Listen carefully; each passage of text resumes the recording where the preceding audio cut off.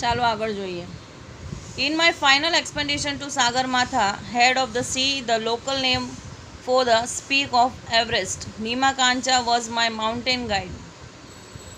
સાગરમાથા ના અંતિમ ચઢાણ. સાગરમાથા એટલે કે દરિયાનો દેવ એવરેસ્ટ પર્વતના શિખરનું સ્થાનિક નામ છે. સાગરમાથાના અંતિમ ચઢાણમાં નીમા કાંચા એ મારા માર્ગદર્શક હતા. He was a nice and helpful Nepalese main.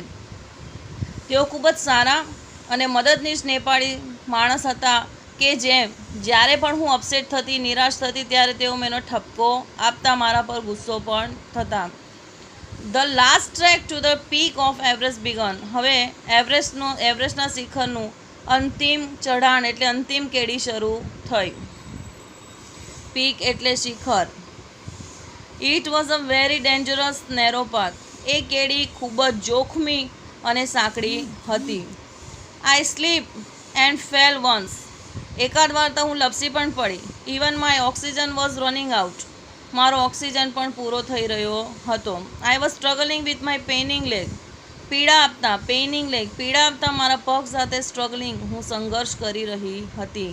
પીડા આપતા મારા પગ સાથે હું સંઘર્ષ કરી રહી હતી.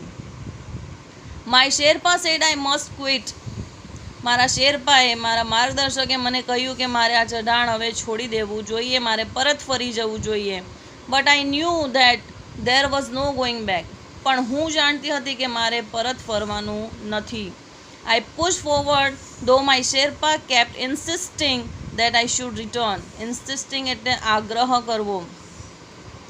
મારા શેરપાએ મને ફરી પરત વળી જવા માટે સતત આગ્રહ કર્યો. તેમ છતાં આઈ પુશ ફોરવર્ડ, હું આગળ વધતી જ રહી.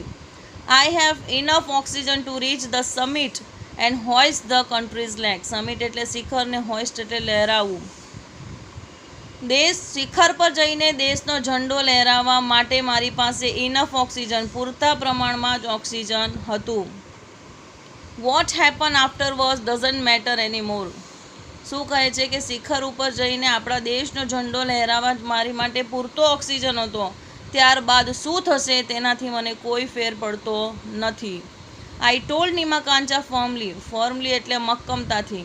મેં નીમા કાંચાને એટલે મારા માર્ગદર્શનને મક્કમતાથી કહી દીધું, remember, none can defeat you until you concede. આ એક કહાવત છે. None can defeat you until you concede. જ્યાં સુધી તમે હાર સ્વીકારતા નથી ત્યાં સુધી તમને કોઈ હરાવી શકતું નથી. Yes, occasional failures will test you but keep trying. હા, ઓકેશનલ પ્રસંગોપાત ફેલર્સ નિષ્ફળતાઓ તમારી કસોટી કરે છે.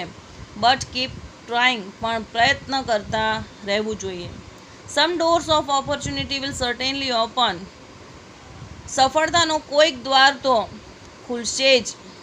Then I could see him following me even as I continued to drag myself to the top. હું કન્ટિન્યુ એટલે સતત મારી જાતને આગળ ધપાવતી રહી અને પછી મેં જોયું કે મારા માર્ગદર્શક નીમા કાંચા પણ મારી પાછળ આવી રહ્યો હતો. The drag continued till it finally happened. આગળ ચાલતા રહેવું, પોતાની જાતને આગળ ધપાવતી રહી, આમ અંત સુધી એવું ચાલતું રહ્યું. The top is a small 20x20 ice table.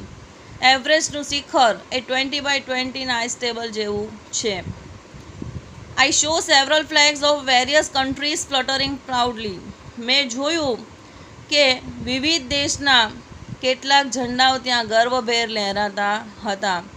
I had lived this moment so many times. મેં આ પળને મારા મનમાં, in my mind, મેં આ પળને મારા મનમાં એટલી વાર જીવી લીધી હતી that I did not have to be told that finally I had arrived. કે મારે એ કહેવાની જરૂર ન હતી કે હું શિખર ઉપર આવી પહોંચી છું. At 10:55 AM on 21st May 2013, એટલે કે 21 મે 2013ના દિવસે સવારે 10:55 I was on the top of the world. હું વિશ્વના સર્વોચ્ચ શિખર પર હતી. I felt like dancing, crying and laughing at the same time. તે જ સમયે મને નાચવાનું મન થયું, રડવાનું મન થયું અને હસવાનું પણ મન થયું. My mind was kaleidoscope of emotions. મારું મન બદલાઈ જતે લાગણીઓની જેમ કેલિડોસ્કોપ બની ગયું હતું. Everyone has a reason to be alive. દરેક વ્યક્તિ પાસે જીવવાનું કોઈ કારણ હોય છે. Maybe this was my. હોઈ શકે મારું આ જ કારણ હતું. I had my flag and raised both my hands high up to register my country's record. મારા દેશનો વિક્રમ નોંધાવવા માટે મેં હાથ ઊંચા કરીને મારા બંને હાથ ઊંચા કરીને મેં ઝંડો લહેરાવ્યો. અહીં પાઠ પહેલો રીડ મન પૂરું થાય છે. Thank you.